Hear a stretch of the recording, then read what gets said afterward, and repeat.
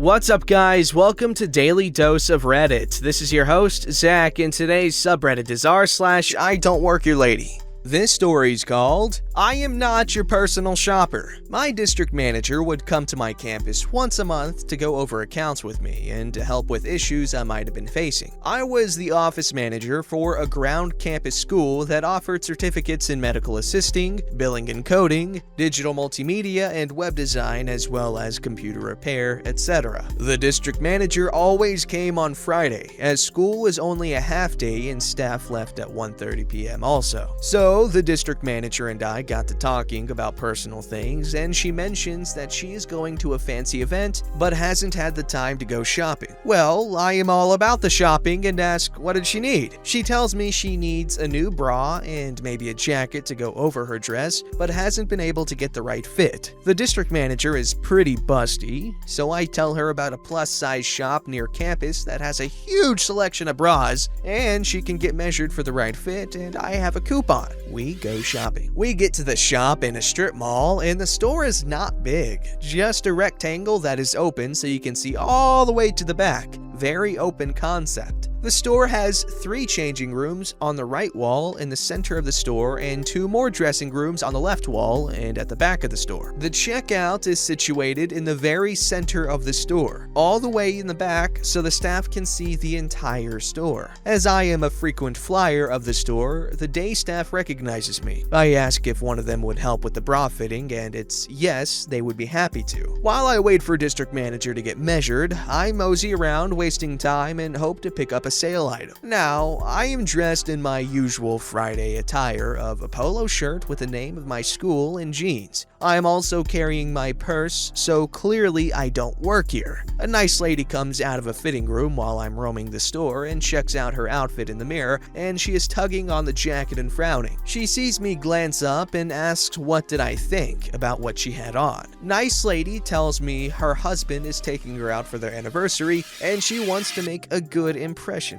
I tell nice lady that I saw a wrap on the other side of the store that was her color and on sale. We go over to look at it, and sure enough, she loved it. I then say, you really should try this dress on. It's perfect for your body type, and the color was terrific with her hair and skin tone. She takes it and goes to try it on. I'm still waiting on my district manager and still browsing the store, and am peripherally aware that there are about 2 to 3 customers in the store. Nice lady comes out of the dressing room wearing the dress and the wrap I showed her, and she looks fantastic. She tells me she is getting both items, and I say, don't forget some jewelry, and do you have shoes to go with your outfit at home? Nice lady goes to the register, pays, and on the way out of the door, she says, thank you for helping me. My district manager comes out of the dressing room and picks out her bra, and she and I walk around the store on her jacket hunt. I helped her to pick out a jacket, and she was really happy with her choice and goes to the register to pay. I followed her to the register and had the staff hold my items until I was ready for a fitting room, so I could have both my hands to dig in the clearance racks when someone behind me says, excuse me. Thinking I was in the way of Miss Excuse Me, I scooted over and said, I'm sorry, I didn't mean to get in your way. I then hear, I am in a hurry, so stop what you're doing and come help me put together an outfit. Still, I am elbow deep in the clearance, thinking this heifer is extra rude. Then the Miss Excuse Me says, hello, are you deaf or just stupid? Hurry up and help me because I am a paying customer. I then realize she is talking to me. I turned around with my polo clearly showing the name of my school and say, I don't work here. Miss Excuse Me then says, yes you do, I just watch you helping 2 customers and talking to the girls at the register. If you were just a customer, you would not do that. You either help me or I will complain and you will get fired.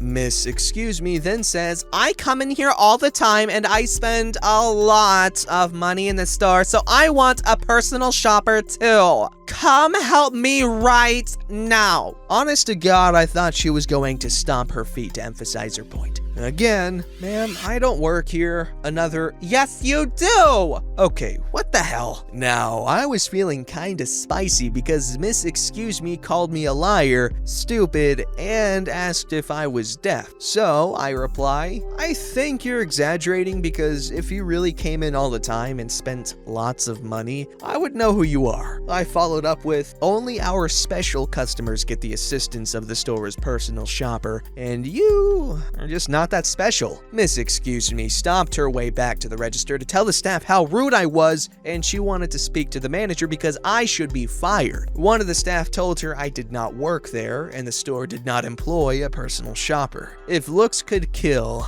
I would be very dead. I really love to go shopping. First and foremost, district manager, hit me up. I like how you were described. Anyway, that must have been fun to do.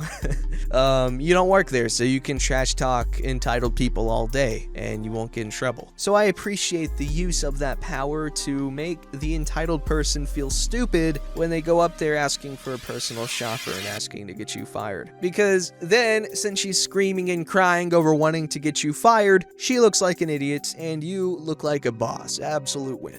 This story's called I Don't Work Here, Border Jumper? A while back, I used to work for a chain store. We'll call it Wall-E. I worked doing loss prevention most days, but occasionally was on the floor doing sales work part-time because I was broke. I'm 5'5", not that well muscled, very shy, and quiet. And yes, I need to mention my race, but very clearly Hispanic. This is important. Please note, I also come from a small town that is very diverse and doesn't take racism well. I had quit close to Black Friday that year as I had gotten into the police academy for the city. It was now mid-April the following year, and I decided I would head to the store after training with a fellow cadet. We'll call him Cadet. And we were allowed off-site during training hour breaks to get any personal needs once a week since town was so small and it was close by. The squad needed a few cases of water and such, so we went. Now, we're both wearing blue shirts. Similar to the store shirts, they clearly say Cadet Police Academy of Redacted Town on the back and our unit logo on the front. We are covered in sweat and we both have shorts and boots on. Cadet takes off to the snack section and I load up 4 cases of water in our buggy. After getting the 4th case into the buggy,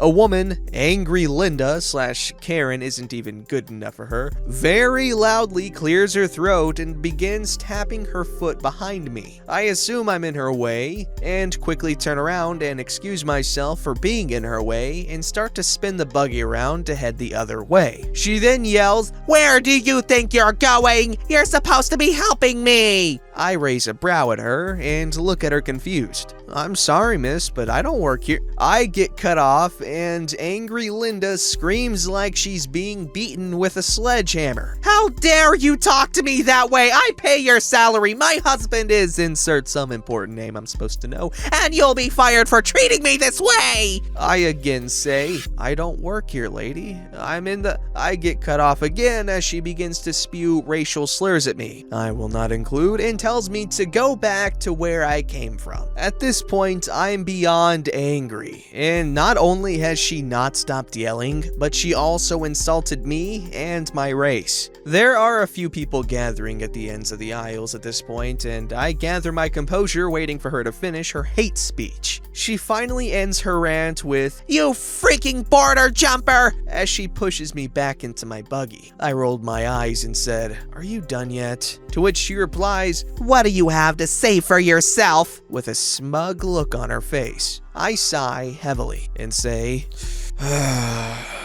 "Ma'am, not only is what she has said beyond rude, but it can also be considered a hate crime to assault me after calling me a border jumper and berating me because of my race. Now, if you'll excuse me, I need to get back to my..." She cut me off again and yells, "Can someone get a freaking manager here? This idiot won't help me." A good citizen at the end of the aisle scoffs and jumps at the chance to end this peacefully and wanders wanders off to find a manager. Cadet comes strolling down the aisle and slaps the top of the water cases, not having heard all the commotion. "Ready to go? Gotta get back before roll call." Angry Linda glares at him, and if eyes could burn holes, he'd be ashes, and exclaims, "You're just gonna let your friend go, huh? Must be nice to have a coworker cover for you," as she rolls her eyes, crossing her arms in my direction. Cadet glances at me, and then at Angry Linda, and smiles a little. "Lady, neither of us work here." Angry Linda screams, "Quit covering for her and one of you help me right this second! I know she works here. She's helped me before, freaking lazy border jumper." At this point, the manager comes around the corner, having been briefed by good customer about Angry Linda, and looks at me about to ask what happened. Before he could open his mouth, Angry Linda goes off like a fire hydrant, telling the manager that I'm a terrible employee and I need to be fired that second because I refused to help her, then assaulted her in the middle of the aisle. The manager looks at me and back at Angry Linda and says, "Ma'am, she hasn't worked here since before Black Friday." Angry Linda starts stuttering and muttering to herself, "Well, she...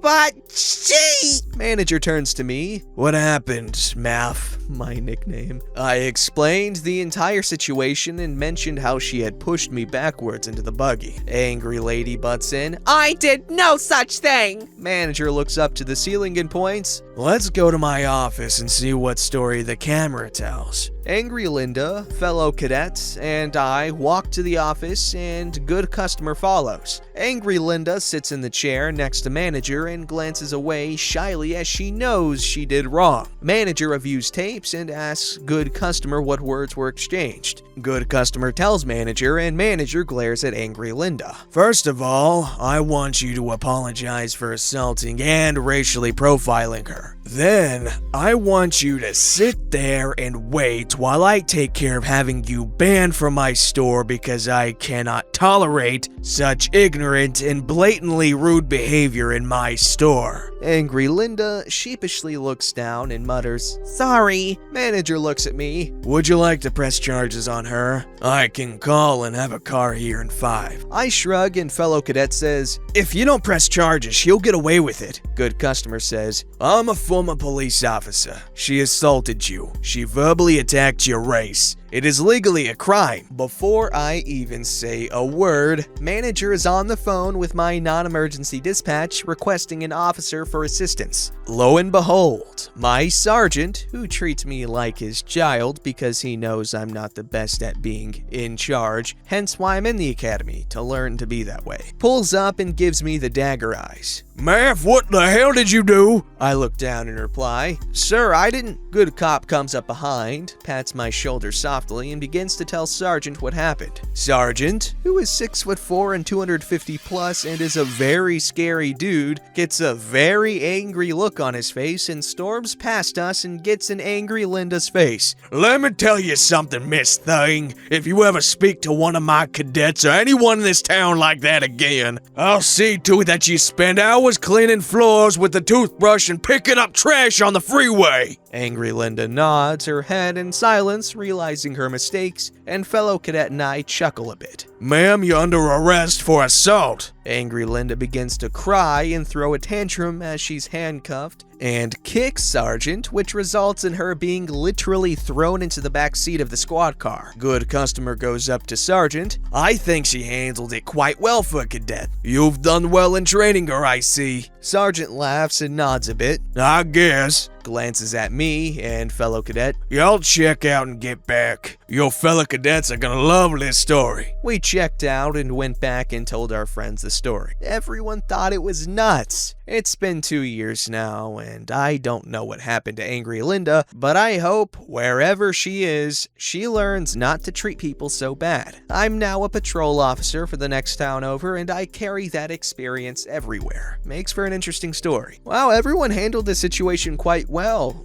Obviously not Angry Linda. However, she did end up going No, she assaulted assaulted the officer at the end. Okay, well, everyone besides Linda handled this pretty well. Police were called. I guess apparently charges were pressed. I don't quite know how this freaking works. Thought you had to press charges for them to be, well, they did commit a crime, but how does this work? Don't they have to press charges for them to get arrested or whatever? Or is it kind of like how when someone gets murdered, the crime was committed, so the state kind of does the prosecution? So in this, the case of this assault and hate crime, would that be on the state, or yeah, the state to take care of it, or what? How does this work?